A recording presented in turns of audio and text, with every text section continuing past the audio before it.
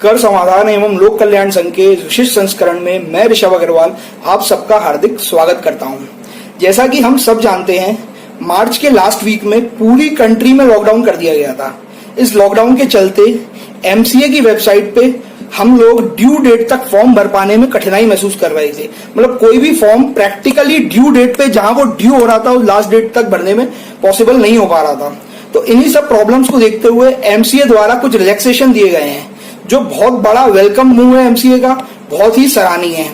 वही रिलैक्सेशंस के बारे में हम वन बाय वन इस वीडियो के माध्यम से समझेंगे। सबसे फर्स्ट रिलैक्सेशन की मैं बात करूं तो ये मोरेटोरियम पीरियड के बारे में बात करता है।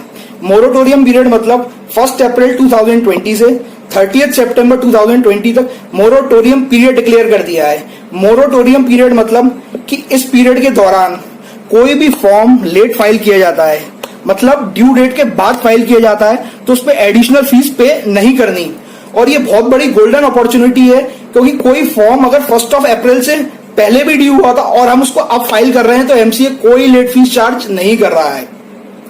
सेकंड पॉइंट की हम बात करें तो declaration of commencement of business से रिलेट करता है। हम सभी जानते हैं कंपनीज एक्ट के कुछ प्रोविजंस है कि कंपनी इनकॉर्पोरेट होने के 180 डेज के अंदर declaration of commencement of business her company को आरओसी में फाइल करनी है। इसमें रिलैक्सेशन देते हुए एमसीए ने एडिशनल 180 डेज दिए हैं। एडिशनल 180 डेज मतलब 180 प्लस 180 360 डेज, मतलब ऑलमोस्ट ईयर दे दिया है। थर्ड पॉइंट की मैं बात करूं तो कंपनी नेम रिजर्वेशन से रिलेट करता है। बहुत ध्यान से समझिएगा इसको। फर्स्टली अपन बात करें तो कंपनी इनकॉर्पोरेशन के प्रोसेस में स्पाइस प्लस फॉर्म भरा जाता है। स्पाइस प्लस के पार्ट ए से नेम रिजर्व किया जाता है।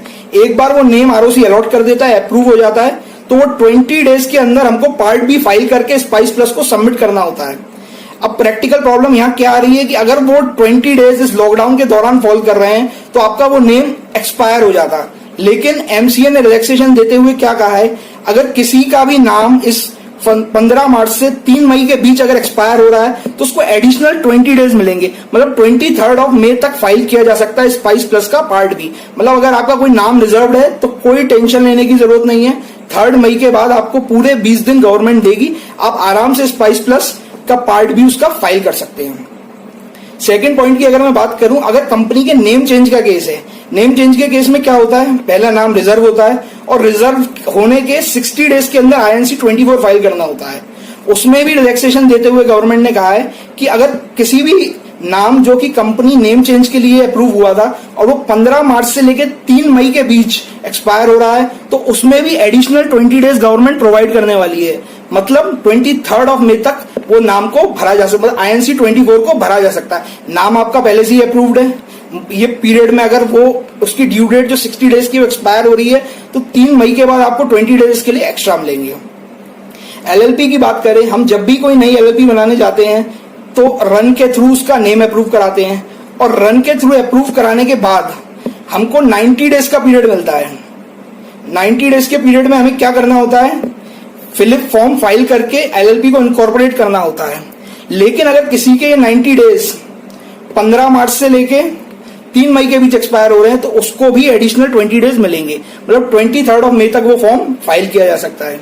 अगर एलएलपी नेम चेंज का केस है तो भी यही प्रोविजंस एप्लीकेबल होंगे। एलएलपी नेम चेंज में क्या होता है, आप पहले नेम का अप्रूवल लेते हैं और फॉर्म 5 के जरिए प्रोसेस को कंप्लीट करते हैं। तो वो 90 डेज का पीरियड अगर 15 मार्च से 3 मई के बीच एक्सपायर हो रहा है तो इसमें भी हमको 20 डेज का एक्सटेंशन दिया गया है। मतलब कंपनी नेम चेंज का केस हो या नई कंपनी इनकॉर्पोरेट करने का केस हो, एलएलपी न्यू इनकॉर्पोरेशन हो या एलएलपी में नेम चेंज का केस हो, इसके नेम अप्रूवल के बाद का फॉर्म अगर एक्सपायर हो रहा है तो वो इस दौरान एक्सपायर नहीं होगा। 15 मार्च से 3 मई के बीच एक्सपायर हो रहा है तो वो एक्सपायर नहीं होगा। आपको 20 डेज एक्स्ट्रा दिए जाएंगे उसको कंप्लाई करने के लिए। अच्छा, इसमें एक पॉइंट और आता है रीसबमिशन को लेके। रीसबमिशन किसी भी फॉर्म का हो सकता है। इसमें तो आरओसी ने कहा है, एमसीए ने, कि 15 मार्च से लेके 3 मई के बीच अगर किसी का भी रीसबमिशन वाला पार्ट एक्सपायर हो रहा है तो उसको गवर्नमेंट द्वारा 15 डेज एक्स्ट्रा दिए जाएंगे। मतलब अगर आपका कोई फॉर्म एक्सपायर हो रहा है, रीसबमिशन आप नहीं कर पा रहे हैं तो कोई टेंशन की बात नहीं है, आप 18 मई तक उसको कर सकते हैं।